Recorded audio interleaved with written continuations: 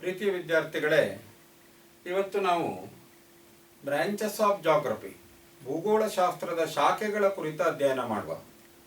ನಿನ್ನಿನ ತರಗತಿಯಲ್ಲಿ ನಾವು ಭೂಗೋಳಶಾಸ್ತ್ರದ ವ್ಯಾಖ್ಯೆ, ಅದರ ವ್ಯಾಪ್ತಿ, ಅದರ ವಿಷಯ ಇದನ್ನು ನೋಡಿದ್ದೇವೆ. ಹಾಗೂ ಇವತ್ತು ಅದರ ಮಹತ್ವ ಏನಿದೆ ಅನ್ನೋದನ್ನು ಕೂಡ ನಾವು ಮನಗಂಡಿದ್ದೇವೆ. ಈಗ ಭೂಗೋಳಶಾಸ್ತ್ರದ ಶಾಖೆಗಳು, ಬ್ರಾಂಚಸ್ ಆಫ್ ಜಾಗ್ರಫಿ, ಭೂಗೋಳಶಾಸ್ತ್ರದ ಶಾಖೆಗಳು, branches. Physical geography, human geography. Geography is classified into main two divisions, main two branches. First one is physical geography, second one is human geography. Among the physical geography ಅಥವಾ ಪ್ರಾಕೃತಿಕ ಭೂಗೋಳಶಾಸ್ತ್ರದಲ್ಲಿ ಮತ್ತೆ ವರ್ಗೀಕರಣ ಮಾಡಿದ್ದಾರೆ. Physical geography is classified into some more branches. Geomorphology, ಭೂರಚನಾಶಾಸ್ತ್ರ. Geo means ಭೂಮಿ, morphology means ರಚನೆ. Geomorphology ಭೂರಚನಾಶಾಸ್ತ್ರ. ಕ್ಲೈಮೇಟಾಲಜಿ ವಾಯುಗುಣ ವಿಜ್ಞಾನ. ಓಷನೋಗ್ರಫಿ ಸಾಗರ ಶಾಸ್ತ್ರ. ಸಾಯಿಲ್ ಜಾಗ್ರಫಿ ಮಣ್ಣಿನ ಭೂಗೋಳಶಾಸ್ತ್ರ. ಇವು ಪ್ರಧಾನ ಶಾಖೆಗಳು. ಭೂರಚನಾಶಾಸ್ತ್ರ, ವಾಯುಗುಣ ವಿಜ್ಞಾನ, ಸಾಗರ ವಿಜ್ಞಾನ, ಮಣ್ಣಿನ ಭೂಗೋಳಶಾಸ್ತ್ರ. ಇವು ಪ್ರಾಕೃತಿಕ ಅಂಶಗಳನ್ನು ಚರ್ಚಿಸ್ತವೆ. ಭೂಮಿಗೂ ಈ ಪ್ರಾಕೃತಿಕ ಘಟಕಗಳಿಗೂ ಏನು ಸಂಬಂಧ ಇದೆ? ಇವೆಲ್ಲ ಭೂಮಿಯ ಮೇಲೆ ಕಂಡುಬರುವಂತಹ ಪ್ರಾಕೃತಿಕ ಘಟಕಗಳು, ಎಲಿಮೆಂಟ್ಸ್ ಆಫ್ ಫಿಸಿಕಲ್ ಎನ್ವಿರಾನ್ಮೆಂಟ್ ಇವು. Next one is human geography, ಮಾನವ ಭೂಗೋಳಶಾಸ್ತ್ರ. Cultural geography, historical geography, political geography, agricultural geography, economical geography, transport geography, demography, military geography, industrial geography. These are the main branches of human geography. There are some more branches also. Nowadays number of branches increasing. Human geography ಏನಾಗ್ತದೆ, human aspect ಅನ್ನು ಕಲಿತಾರೆ. In this branch, geography deals with human aspect, man-made aspect, cultural aspect. Cultural geography ಅಂದರೆ ಏನು? ಸಾಂಸ್ಕೃತಿಕ ಅಂಶಗಳು. That is also called A social geography. ಮನುಷ್ಯನ ವರ್ತನೆ, human behaviour, ಅವನ ಆಹಾರ, ಉಡುಗೆ ತೊಡುಗೆ, ಕಲೆ, ಸಂಸ್ಕೃತಿ, ಇದಕ್ಕೂ ಭೂಮಿಗೂ ಏನು ಸಂಬಂಧ ಇದೆ? ಅದು ಕಲ್ಚರಲ್ ಜಾಗ್ರಫಿ. ಸೋಷಿಯಲ್ ಮೂವ್ಮೆಂಟ್ಸ್ ಹೇಗಿದೆ, ಆ ರೀತಿ ವಿಷಯಗಳನ್ನು ಅದು ಚರ್ಚಿಸ್ತದೆ. ಹಿಸ್ಟಾರಿಕಲ್ ಜಾಗ್ರಫಿ ಅಂದರೆ ಐತಿಹಾಸಿಕ ಭೂಗೋಳಶಾಸ್ತ್ರ. ಐತಿಹಾಸಿಕ ಘಟನೆಗಳಿಗೂ ಭೂಗೋಳಶಾಸ್ತ್ರಕ್ಕೂ ಏನು ಸಂಬಂಧ ಇತ್ತು? ಐತಿಹಾಸಿಕ ಘಟನೆಗಳ ಮೇಲೆ ಪ್ರಾಕೃತಿಕ ಅಂಶದ ಪ್ರಭಾವ ಏನಾಯಿತು ಅದನ್ನು ಚರ್ಚಿಸ್ತದೆ. ಪೊಲಿಟಿಕಲ್ ಜಾಗ್ರಫಿ ಅಂದರೆ ರಾಜಕೀಯ ಅಂಶಗಳು. ಪೊಲಿಟಿಕಲ್ ಜಾಗ್ರಫಿ ರಾಜಕೀಯ ಭೂಗೋಳಶಾಸ್ತ್ರ. ರಾಜಕೀಯ ಘಟಕಗಳಿಗೂ ಭೂಗೋಳಶಾಸ್ತ್ರಕ್ಕೂ ಏನು ಸಂಬಂಧ ಅನ್ನೋದನ್ನು ಚರ್ಚಿಸ್ತದೆ. ಅಗ್ರಿಕಲ್ಚರ್ ಜಾಗ್ರಫಿ ಅಂದರೆ ಕೃಷಿ. ಮಾನವ ಕೃಷಿ ಮಾಡುವುದು ಭೂಮಿಯ ಮೇಲೆ, ಕೃಷಿಯ ಮೇಲೆ ಭೌಗೋಳಿಕ ಅಂಶಗಳ ಪ್ರಭಾವ ಇದೆ. ಅದನ್ನೇ ಅಗ್ರಿಕಲ್ಚರ್ ಜಾಗ್ರಫಿ ಚರ್ಚಿಸ್ತದೆ. Agriculture is done on land. Land features are the geographical features, environment influence in agriculture. So it is called as agricultural geography. Economical geography. Man is influenced by physical factors, his activities, it is his occupations, it is his economic activities are influenced by geography. ಭೌಗೋಳಿಕ ಅಂಶಗಳು ಆರ್ಥಿಕ ಚಟುವಟಿಕೆ ಮೇಲೆ ಪ್ರಭಾವ ಬೀರುತ್ತವೆ. ಅದನ್ನು ಚರ್ಚಿಸುವುದು economical geography. Transport geography, ಸಾರಿಗೆ. ಸಾರಿಗೆಗೂ ಭೂಮಿಗೂ ಹತ್ತಿರದ ಸಂಬಂಧ ಇದೆ. ಅದರ ಪರಸ್ಪರ ಸಂಬಂಧವನ್ನು ವಿವೇಚಿಸುವುದು ಟ್ರಾನ್ಸ್ಪೋರ್ಟ್ ಜಾಗ್ರಫಿ. ಡೆಮೋಗ್ರಫಿ, ಜನಸಂಖ್ಯೆ. ಭೂಮಿಯ ಮೇಲೆ ವಾಸವಾಗಿರುವ ಜನ ಭೌಗೋಳಿಕ ಸಂಗತಿಗಳಿಂದ ಪ್ರಭಾವಿಸಲ್ಪಡ್ತಾರೆ.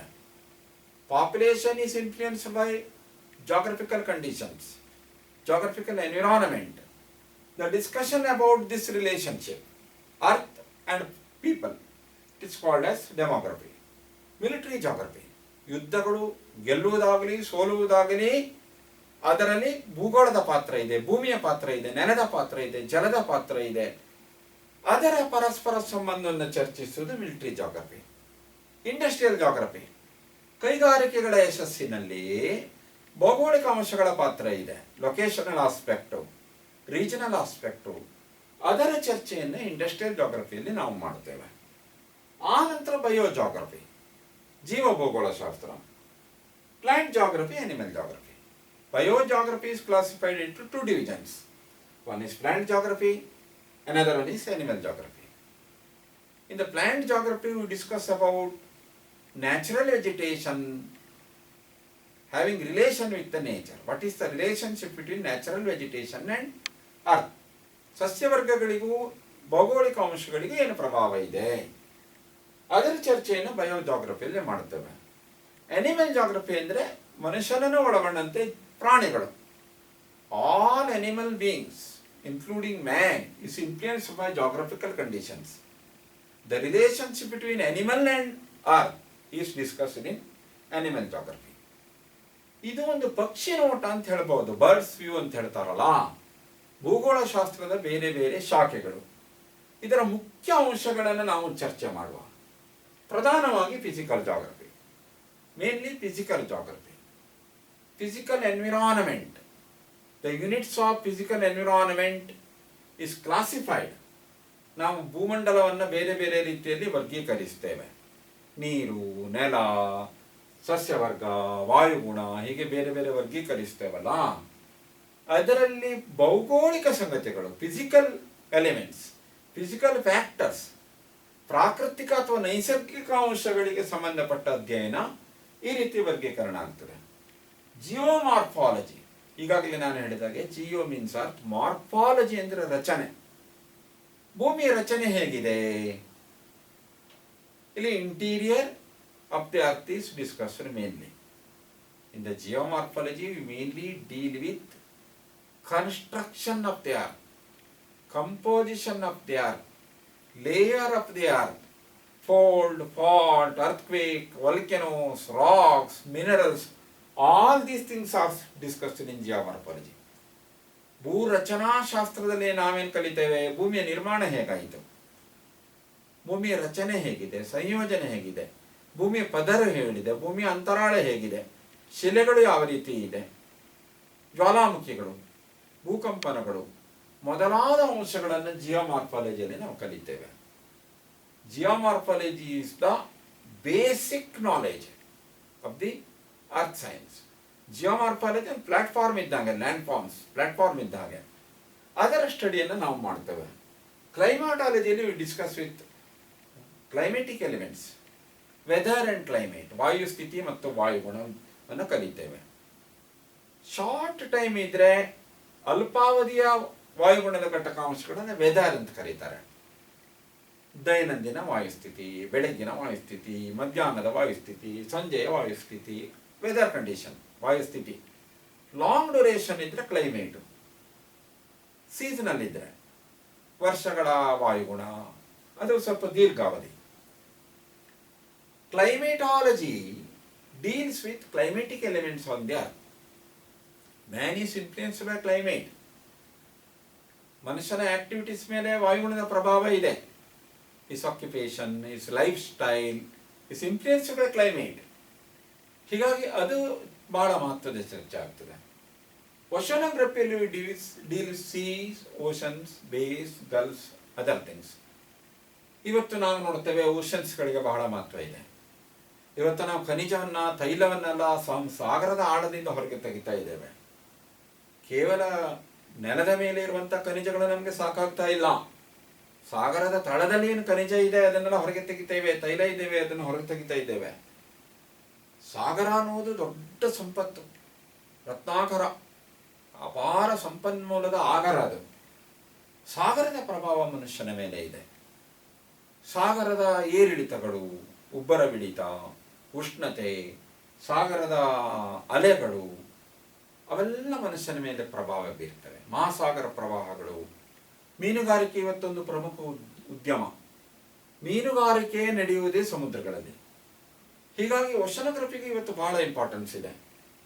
ಆನಂತರ ಸಾಯಿಲ್ ಜಾಗ್ರಫಿ, ಮಣ್ಣಿನ ಭೂಗೋಳಶಾಸ್ತ್ರ. ನಾವು ಕೃಷಿ ಮಾಡೋದೇ ಮಣ್ಣಿನ ಮೇಲೆ.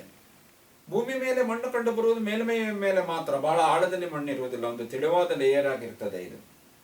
ಮಣ್ಣಿನ ಸಂರಕ್ಷಣೆ. ವಿವಿಧ ಪ್ರದೇಶದಲ್ಲಿ ವಿವಿಧ ಮಣ್ಣುಗಳಿವೆ, ಇಡೀ ಭೂಮಿ ಮೇಲೆ ಏಕಪ್ರಕಾರದ ಮಣ್ಣುಗಳಿಲ್ಲ. Types of soils varies from region to region. Their colour, composition, their structure, their humidity, their fertility ಇವೆಲ್ಲ ಚೇಂಜಸ್ ಆಗ್ತದೆ.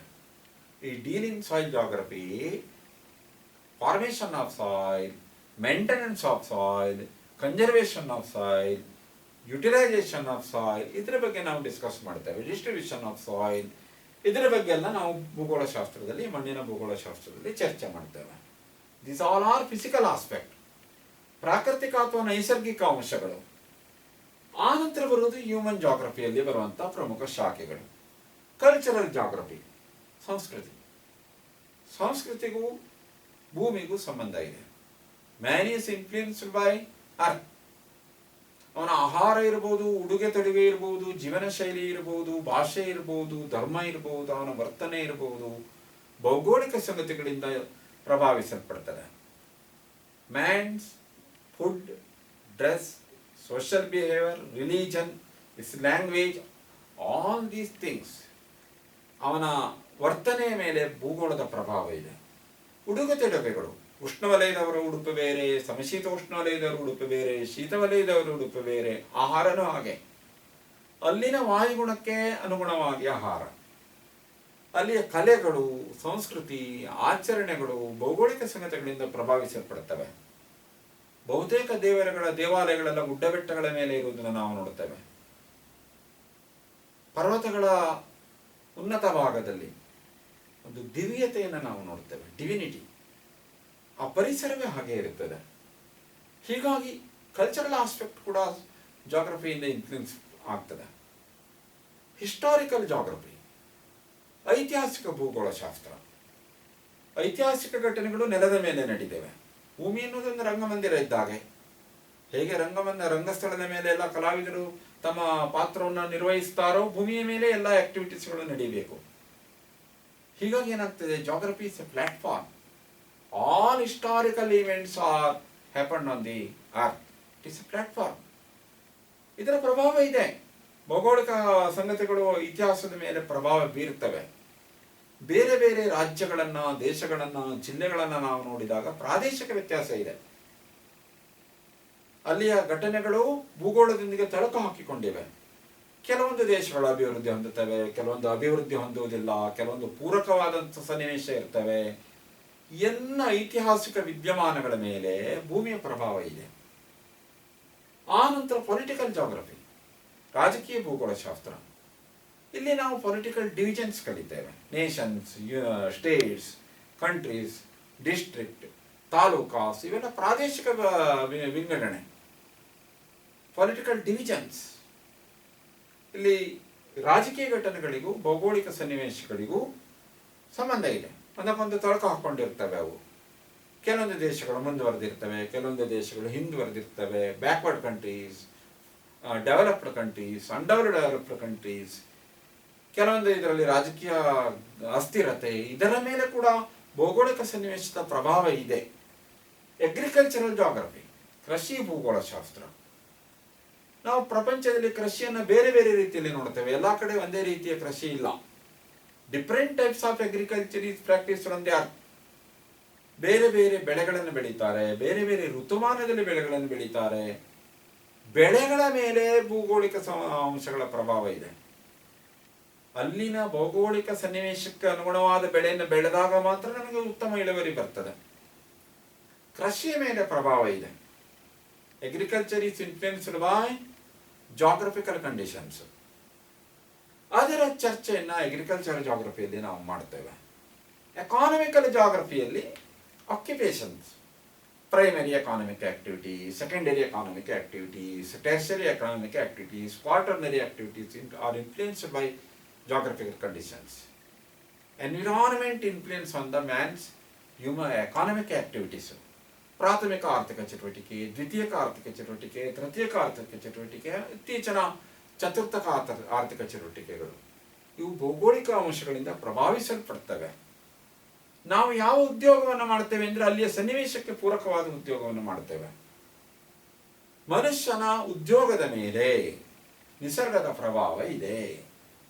ಕೃಷಿ ಇರಬಹುದು, ಗಣಿಗಾರಿಕೆ ಇರಬಹುದು, ಮೀನುಗಾರಿಕೆ ಇರಬಹುದು, ಪಶುಪಾಲನೆ ಇರಬಹುದು, ಅರಣ್ಯಗಾರಿಕೆ ಇರಬಹುದು, ವ್ಯಾಪಾರ ವಾಣಿಜ್ಯ ಚಟುವಟಿಕೆಗಳಿರಬಹುದು, ಆಮದು ರಫ್ತು ಇರಬಹುದು. ಇವುಗಳ ಮೇಲೆ ಭೂಗೋಳದ ಪ್ರಭಾವ ಇದೆ. Geographical conditions influence on man's occupation, trade, commerce ಎಲ್ಲ ಇನ್ಫ್ಲುಯೆನ್ಸ್ ಆಗಿರ್ತದೆ. ಟ್ರಾನ್ಸ್ಪೋರ್ಟ್ ಜಾಗ್ರಫಿ ನಾವು ನೋಡ್ತೇವೆ, ಉತ್ತರ ಕನ್ನಡದಲ್ಲಿ ರೈಲ್ವೆ ಬಹಳ ಲೇಟಾಗಿ ಡೆವಲಪ್ ಆಯಿತು. ಯಾಕೆ? ಇಲ್ಲಿ ಮೊದಲಿಗೆ ಭೌಗೋಳಿಕ ಸನ್ನಿವೇಶಗಳು ಪ್ರತಿಕೂಲವಾಗಿದ್ದವು. ನಂತರ ಟೆಕ್ನಾಲಜಿ ಎಲ್ಲ ಡೆವಲಪ್ ಆದಮೇಲೆ ರಾಜಕೀಯ ಇಚ್ಛಾಶಕ್ತಿ ಜೊತೆಗೂಡಿ ರೈಲ್ವೆಗಳನ್ನು ಬಂದದ್ದನ್ನು ನಾವು ನೋಡ್ತೇವೆ. ನಾವು ಟ್ರಾನ್ಸ್ಪೋರ್ಟ್ ನೆಟ್ವರ್ಕನ್ನು ಭೂಮಿಯ ಮೇಲೆ ನೋಡ್ತೇವೆ.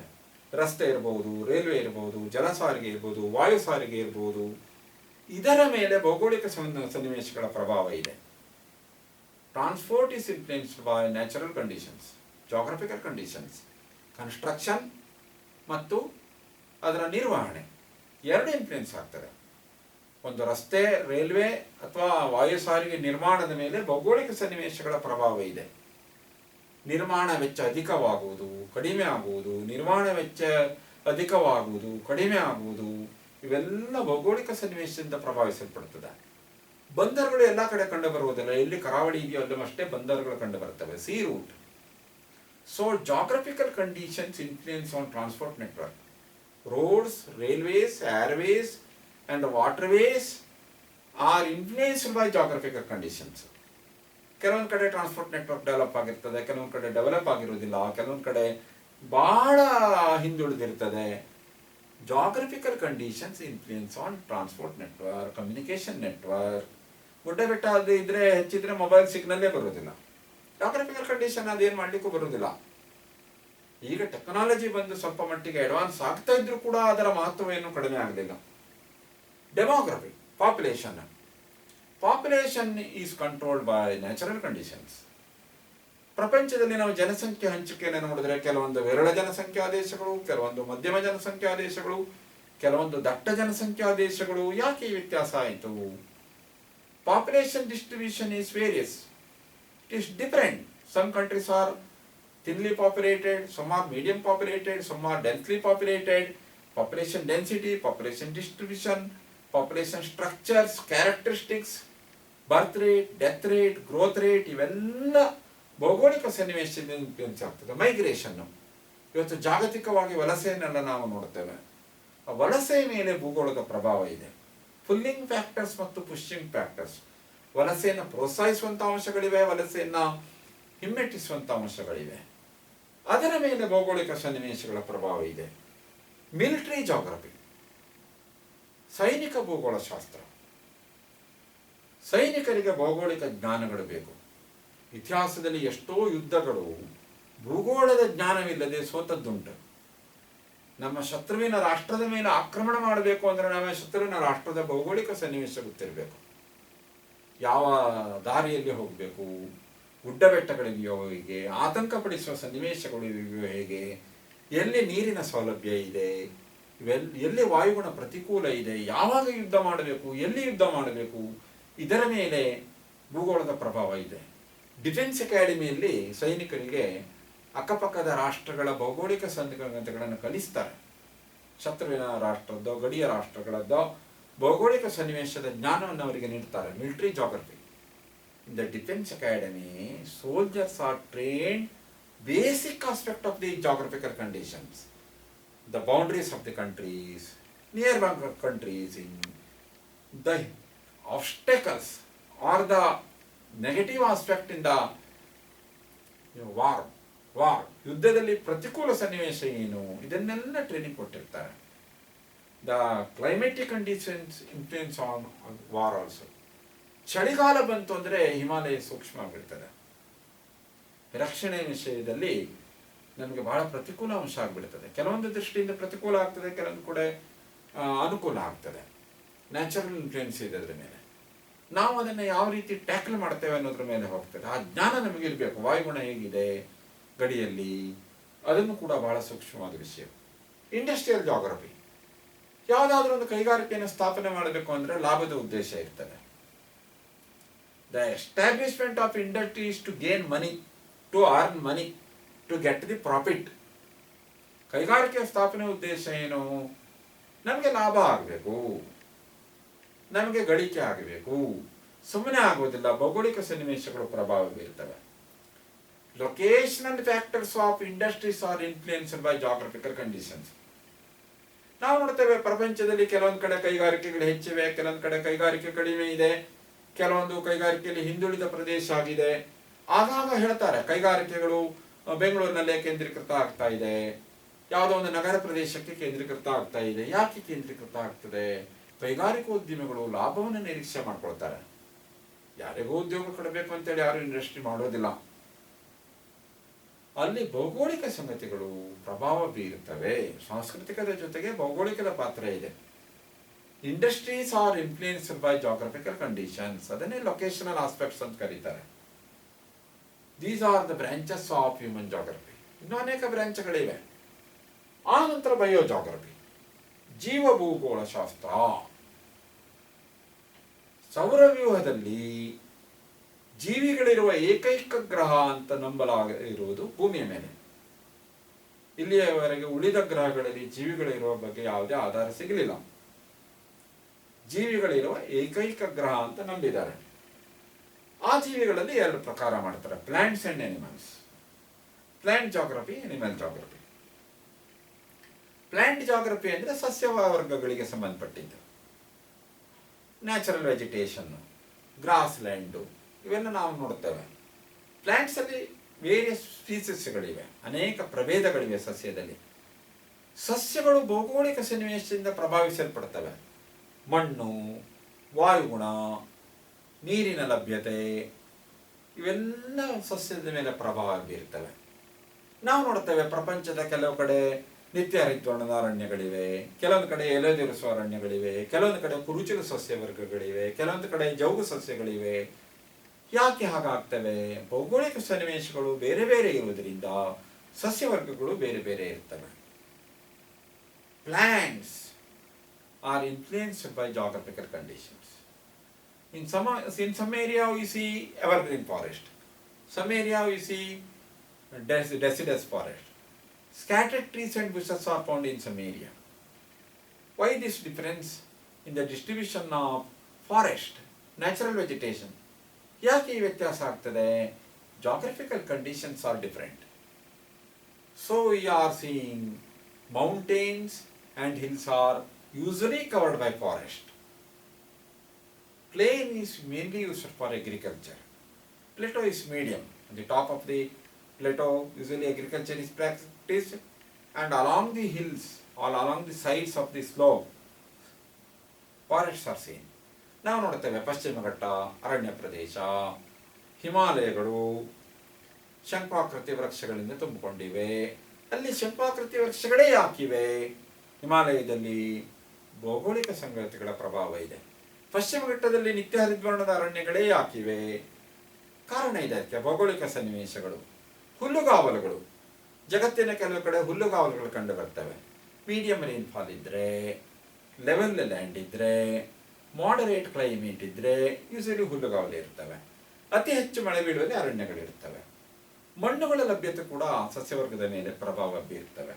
ಮಣ್ಣಿನ ಫಲವತ್ತತೆ ಕೂಡ ಇನ್ಫ್ಲುಯೆನ್ಸ್ ಆಗ್ತದೆ. ಆ ನಂತರ ಎನಿಮಲ್ ಜಾಗ್ರಫಿ, ಪ್ರಾಣಿ ಭೂಗೋಳ ಶಾಸ್ತ್ರ. ಪ್ರಾಣಿಗಳಲ್ಲಿ ಹಲವಾರು ಪ್ರಕಾರಗಳಿವೆ. ಕಾಡು ಪ್ರಾಣಿಗಳು, ಸಾಕು ಪ್ರಾಣಿಗಳು. ಕಾಡು ಪ್ರಾಣಿಗಳನ್ನು ನಾವು ಅರಣ್ಯದಲ್ಲಿ ಕಾಣುತ್ತೇವೆ. Wild animals are found in the forest area. ಫಾರೆಸ್ಟ್ನಲ್ಲಿ ಡಿಫರೆಂಟ್ ಟೈಪ್ಸ್ ಆಫ್ ಅನಿಮಲ್ಸ್ ಇರ್ತವೆ. ಉದಾಹರಣೆಗೆ ಆನೆಗಳು ಎಲ್ಲ ಕಡೆ ಒಂದೇ ರೀತಿ ಇಲ್ಲ. ಆಫ್ರಿಕಾದ ಆನೆ ಬೇರೆ, ಏಷ್ಯಾದ ಆನೆ ಬೇರೆ. ಯಾಕೆ ಈ ವ್ಯತ್ಯಾಸ ಇರ್ತದೆ? Geographical conditions varies. ಅದು ಆನೆಗಳ ಜೀವನದ ಮೇಲೆ ಪ್ರಭಾವ ಬೀರ್ತವೆ. ಕೆಲವೊಂದು ಪ್ರಾಣಿಗಳು ಕೆಲವೊಂದು ಕಡೆ ಮಾತ್ರ ಕಂಡು ಬರ್ತವೆ. ಹಿಮ ಪ್ರದೇಶದಲ್ಲಿ ಕಂಡು ಬರುವ ಪ್ರಾಣಿಗಳೇ ಬೇರೆ, ನಿತ್ಯ ಹರಿದ್ವರ್ಣದ ಅರಣ್ಯದಲ್ಲಿ ಕಂಡು ಬರುವ ಪ್ರಾಣಿಗಳೇ ಬೇರೆ, ಮರುಭೂಮಿಯಲ್ಲಿ ಕಂಡು ಬರುವ ಅರಣ್ಯಗಳೇ ಬೇರೆ, ಸಮುದ್ರಗಳಲ್ಲಿ ಕಂಡು ಬರುವ ಪ್ರಾಣಿಗಳೇ ಬೇರೆ. So animals are influenced by geographical conditions. ವಾಯುಮಂಡಲದಲ್ಲಿ ಸೂಕ್ಷ್ಮಾಣು ಜೀವಿಗಳಿವೆ, ಅವುಗಳಿಗೆ ಕಾರಣವೇ ಬೇರೆ. ಹೀಗಾಗಿ animals are influenced by geographical conditions. So distribution is different, the lifestyle is different. ಸಾಕು ಪ್ರಾಣಿಗಳ ಮೇಲೂ ಕೂಡ ಭೌಗೋಳಿಕ ಸನ್ನಿವೇಶದ ಪ್ರಭಾವ ಇದೆ. ಡೊಮೆಸ್ಟಿಕ್ ಅನಿಮಲ್ಸ್ ಅಂತ ಹೇಳ್ತಾವಲ್ಲ, ಜಾನುವಾರುಗಳು. ಭಾರತದ ದನಗಳೇ ಬೇರೆ, ವಿದೇಶಿ ದನಗಳೇ ಬೇರೆ. ಯಾಕೆ ಅವು ಭಿನ್ನವಾಗಿವೆ? ಅವು ಇಲ್ಲಿ ವಿಕಸನಗೊಂಡಂಥ ಜಾನುವಾರುಗಳು ಇಲ್ಲಿಯ ಸನ್ನಿವೇಶಕ್ಕೆ ಅನುಗುಣವಾಗಿ ವಿಕಸನಗೊಂಡಿವೆ. ಹೀಗಾಗಿ ಸಾಕು ಪ್ರಾಣಿಗಳ ವರ್ತನೆ, ಅವುಗಳ ಗುಣಧರ್ಮ, ಅವುಗಳ ಉಪಯೋಗ, ಅವುಗಳ ಆಯುಸ್ಸು, ಇದರ ಮೇಲೂ ಕೂಡ ಸ್ಥಳದ ಪ್ರಭಾವ ಇದೆ. So domestic animals also influenced by geographical conditions. ಸ್ಥಳೀಯ ಪ್ರಭೇದಗಳು ಅಂತ ಹೇಳ್ತಾರಲ್ಲ, ಆ ಸ್ಥಳೀಯ ಪ್ರಭೇದಗಳು ಜಾಗ್ರಫಿಕಲ್ ಕಂಡೀಷನ್ಸ್ ಮೇಲೆ ಇರ್ತವೆ. So animal geography is also important. ಇವು ಬೇರೆ ಬೇರೆ ಪ್ರಕಾರದ ಅಧ್ಯಯನ. ಭೂಗೋಳಶಾಸ್ತ್ರವನ್ನು ಬೇರೆ ಬೇರೆ ಆ್ಯಂಗಲಲ್ಲಿ ನೋಡೋದು, ಬೇರೆ ಬೇರೆ ದೃಷ್ಟಿಕೋನದಿಂದ ನೋಡಿದಾಗ ನಮಗೆ ಭೂಗೋಳಶಾಸ್ತ್ರದಲ್ಲಿ ಎಷ್ಟೊಂದು ವಿಷಯಗಳು ಅಡಕವಾಗಿವೆ ಅಂತ ನಮ್ಗೆ ಅರ್ಥ ಆಗ್ತದೆ. ಹೀಗಾಗಿ ಭೂಗೋಳಶಾಸ್ತ್ರದ ಅಧ್ಯಯನ ಇದೆಯಲ್ಲ, ಇದು ಸಾಮಾನ್ಯ ಜ್ಞಾನವನ್ನು ವರ್ಧಿಸ್ತದೆ. What is the importance of geography? What is the use of studying geography? ಭೂಗೋಳಶಾಸ್ತ್ರವನ್ನು ಯಾಕೆ ಕಲಿಬೇಕು? ನಮ್ಮ ಬುದ್ಧಿಮತ್ತೆಯನ್ನು ಹೆಚ್ಚಿಸ್ತದೆ, ನಮ್ಮ ಅರಿವನ್ನು ಹೆಚ್ಚಿಸ್ತದೆ, ನಮ್ಮ ಪರಿಸರ ಪ್ರಜ್ಞೆಯನ್ನು ಜಾಗೃತಗೊಳಿಸ್ತದೆ. ನಾವು ಹೆಚ್ಚು ಉದಾರವಾಗಿ ವಿಚಾರ ಮಾಡಲಿಕ್ಕೆ ಅನುಕೂಲ ಆಗ್ತದೆ. ನಿಸರ್ಗದ ಸೌಂದರ್ಯವನ್ನು ನಾವು ಆಸ್ವಾದಿಸಲಿಕ್ಕೆ ಆಗ್ತದೆ. ನಿಸರ್ಗದ ಮಹತ್ವವನ್ನು ನಾವು ಮಹತ್ವವನ್ನು ತಿಳ್ಕೊಳ್ಳಿಕ್ಕೆ ಅನುಕೂಲ ಆಗ್ತದೆ. ನಿಸರ್ಗದ ಉಪಯೋಗವನ್ನು ನಾವು ಸಮರ್ಥವಾಗಿ ಪಡೀಲಿಕ್ಕೆ ಆಗ್ತದೆ. ಇವತ್ತು ನಾವು ಎಕ್ಸ್ಪ್ಲಾಯಿಟೇಷನ್ ಆಫ್ ನೇಚರ್ ನೋಡ್ತೇವೆ, ನಿಸರ್ಗದ ಅತಿಯಾದ ಬಳಕೆಯನ್ನು ನಾವು ನೋಡ್ತೇವೆ. ನಿಸರ್ಗದ ಅತಿಯಾದ ಬಳಕೆಯಿಂದನೇ ಅನೇಕ ಪರಿಸರ ಸಮಸ್ಯೆಗಳು ಸೃಷ್ಟಿಯಾಗಿವೆ. ಅದನ್ನು ನಾವು ಯಾವ ರೀತಿ ವಿವೇಕದಿಂದ ಬಳಸಬಹುದು, ಭೌಗೋಳಿಕ ಸನ್ನಿವೇಶವನ್ನು ನಾವು ಹೇಗೆ ಬುದ್ಧಿವಂತಿಕೆಯಿಂದ ಉಪಯೋಗಿಸಬಹುದು, ಇದರ ಪ್ರಜ್ಞೆಯನ್ನು ಭೂಗೋಳಶಾಸ್ತ್ರ ಕೊಡುತ್ತದೆ. Geography is A general knowledge subject. It deals with many branch of knowledge. It is A science, it is N arts, it is A commerce. ಇದರಲ್ಲಿ ವಿಜ್ಞಾನದ ಅಂಶಗಳಿವೆ, ಕಲೆಯ ಅಂಶಗಳಿವೆ, ಅಂದರೆ ಸಾಂಸ್ಕೃತಿಕ ಅಂಶಗಳು, ವಾಣಿಜ್ಯ ಅಂಶಗಳಿವೆ. ಎಲ್ಲ ವಿಷಯಗಳು ಮಿಳಿತಗೊಂಡಿವೆ. ಅನೇಕ ವಿಷಯಗಳನ್ನು ನಾವಿಲ್ಲಿ ಚರ್ಚಿಸ್ತೇವೆ. ಹೀಗಾಗಿ ಭೂಗೋಳಶಾಸ್ತ್ರದ ಅಧ್ಯಯನ ಬಹಳ ಮಹತ್ವದ ಅಧ್ಯಯನ. ಎಲ್ಲ ಪ್ಲಾನರ್ಸ್ಗಳಿಗೆ, ತಜ್ಞರು, ಯೋಜನೆಯನ್ನು ನಿರೂಪಿಸುವವರು, ಆಡಳಿತಗಾರರು, ಇವರಿಗೆ ಭೌಗೋಳಿಕ ಜ್ಞಾನ ಇರಬೇಕು. ಸಿವಿಲ್ ಅಡ್ಮಿನಿಸ್ಟ್ರೇಷನ್ ಇರಬಹುದು, ಮಿಲಿಟರಿ ಅಡ್ಮಿನಿಸ್ಟ್ರೇಷನ್ ಇರಬಹುದು, ಪ್ಲಾನಿಂಗ್ ಕಮಿಷನ್ ಅವರು ಇರಬಹುದು. ಇವರಿಗೆಲ್ಲರಿಗೂ ಭೌಗೋಳಿಕ ಜ್ಞಾನ ಇರಬೇಕು. ಯೋಜನೆಗಳ ವೈಫಲ್ಯತೆ ಮತ್ತು ಸಾಫಲ್ಯತೆ ಮೇಲೆ ಭೂಗೋಳದ ಪ್ರಭಾವ ಇದೆ.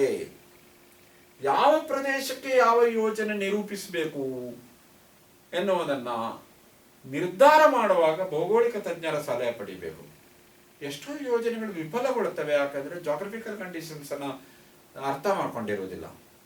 ಸನ್ನಿವೇಶವನ್ನು ತಿಳ್ಕೊಂಡು, ಭೌಗೋಳಿಕ ಸ್ಥಿತಿಗತಿಯನ್ನು ತಿಳ್ಕೊಂಡು ಅಭಿವೃದ್ಧಿ ಯೋಜನೆಗಳನ್ನು ನಿರೂಪಿಸಬೇಕಾಗ್ತದೆ. ಹೀಗಾಗಿ ಭೌಗೋಳಿಕ ಜ್ಞಾನ ಅನ್ನೋದು ಕಾಮನ್ ಮ್ಯಾನ್, ಸಾಮಾನ್ಯ ಮನುಷ್ಯನಿಗೂ ಬೇಕು, ರೈತನಿಗೆ ಬೇಕು, ಮೀನುಗಾರರಿಗೆ ಬೇಕು, ಹವಾಮಾನ ತಜ್ಞರಿಗೆ ಬೇಕು, ತಂತ್ರಜ್ಞಾನಿಗೆ ಬೇಕು, ಆಡಳಿತಗಾರರಿಗೆ ಬೇಕು, ಎಲ್ಲರಿಗೂ ಬೇಕು. ಹೀಗಾಗಿ ಭೌಗೋಳಿಕ ವಿಷಯಗಳ ಅಧ್ಯಯನಕ್ಕೆ ಬಹಳ ಮಹತ್ವ ಇದೆ. ಇದನ್ನು ನಾವು ಇಂಪಾರ್ಟೆನ್ಸ್ ಆಫ್ ಜಾಗ್ರಫಿ ಅಂತ ಕರಿಬಹುದು. ವಿದ್ಯಾರ್ಥಿಗಳೇ, ಇಲ್ಲಿ ಈ ತನಕ ನಾವು ಫಸ್ಟ್ ಯೂನಿಟನ್ನು ಕಲಿತಿದ್ದೇವೆ. ಅಲ್ಲಿಗೆ ಫಸ್ಟ್ ಯೂನಿಟ್ ಮುಕ್ತಾಯ ಆಯಿತು. ಮುಂದಿನ ತರಗತಿಯಲ್ಲಿ ನಾವು ಸೆಕೆಂಡ್ ಯೂನಿಟನ್ನು ಆರಂಭಿಸುವ. Thank you.